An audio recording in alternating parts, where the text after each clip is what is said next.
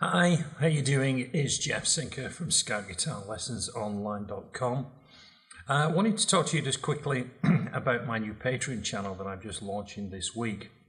The channel is really focused on teaching you how to improvise on the guitar.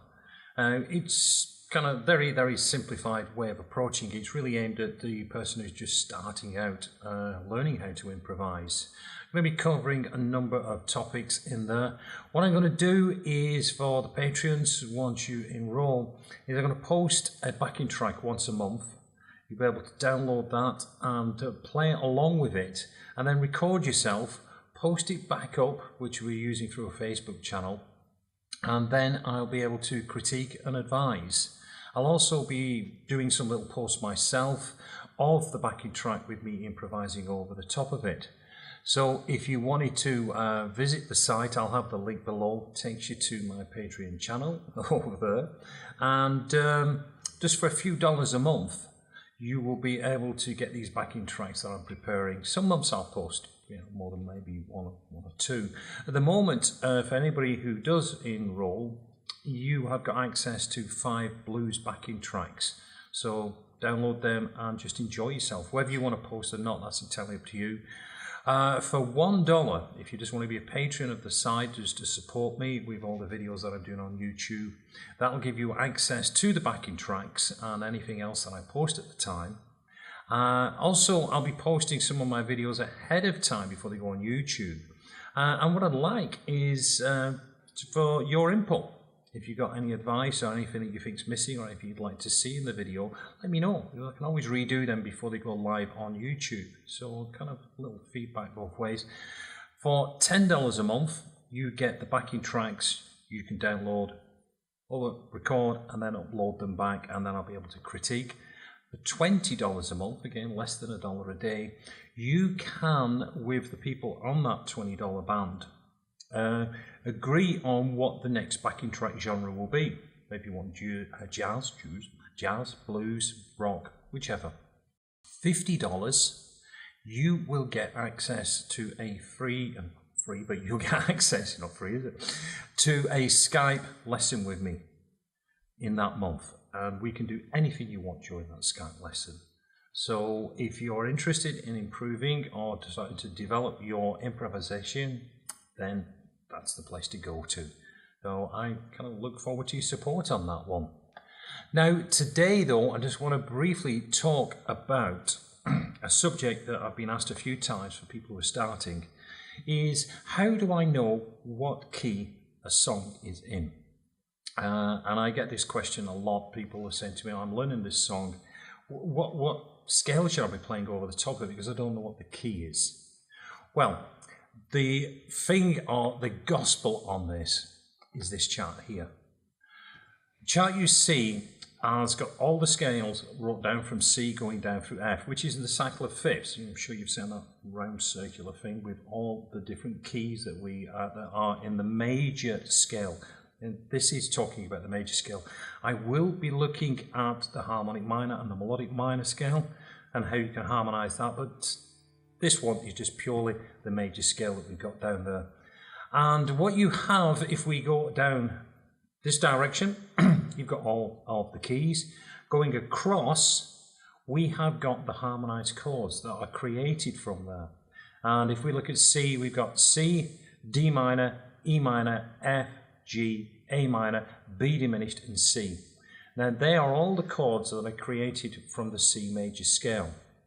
And they always remain the same. We always have the 2 and the 3 chord is a minor, the 4 and the 5 is a major, the 6 is a minor, and the 7th is always a diminished when we are dealing with a major key.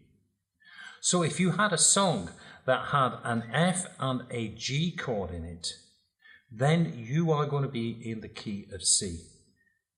The rule is, if you have a major chord or 2 major chords that are a whole tone apart, which on the guitar is 2 frets, they are going to be in the position of the 4 and the 5. Now, of course, you've got to see that alphabetically, because you might have a G chord first, go into an F chord, so you just put it alphabetically to see that you've got your 4 and your 5 chord. And the same is true again if I had an A minor, go into a B minor, the only time them two chords will appear a whole tone apart is in the key of G. Because some songs, we don't always have the root chord in the opening line. Because people say to me, well, it's easy, you just look at the first chord in the song, which is pretty much the case. But it doesn't always appear that way, especially if somebody's doing a song where they are using a mode to create the sound. But we always have to take it back to the major key. That really helps us to decide what scale we're going to play over the top of it. So this chart will be available for you to download. There'll be a link that will take you to this PDF, and it really is useful when you're looking at improvising over a song to have that chart available. It's also a good way if you are looking to put together a little song and you want to put some chords together. You can kind of look at the chart and say, well, I've got a C and a D, so I'm in the key of G, but I've also got access. I can drop in an E minor chord or drop in an A minor, and it will still sound harmonic. So it's a nice little tool if you're starting to put little tunes together, or if you want to create a little backing track of your own with a chord progression. That means you don't have to keep changing the key centers or changing the scales over the chords.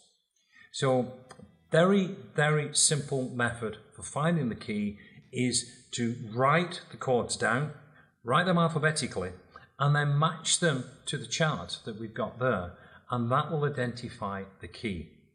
Now, you can use the relative minor when you play. A lot of people do that. Even though it comes back, you can have a song that has got, as I said, an F and a G chord, but you know how to play a minor pentatonic, which is more favorable to you than playing in the major pentatonic. Well, the 6th chord position will give you the relative minor. So A minor is the 6th chord. So if you did have a progression that's got an F and a G and a C, you can play A minor pentatonic over the top of that, and that will sound fine as you want to, as you starting to build up your soloing over the top of that.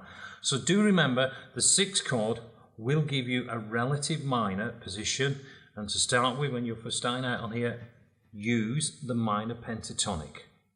Do get used to using the major pentatonic over the top of that. And remember, I'm talking pentatonics here. You can use the major scale if you know it, or use the relative minor scale, 3 notes per string if you know that. But if you're just starting out, you want to know how you can just jam over the top of that. This is a good place to start. Well, as I said, it's just a short idea, just a short information for you here. I'll be putting more and more over the next couple of days, just looking at some basic, simple ideas to build up your improvisation skills. So, I'm going to let you go, and you can start to practice. You can download that. If you would like to join us on my Patreon channel, the link is below. Click on that, and say for a few dollars a day, sorry, for less than $1 a day, you get access to the backing tracks, and also you can start to learn with me how to improvise over songs, backing tracks, etc., whatever we put down there. And of course, it is a good place for you to chat with me.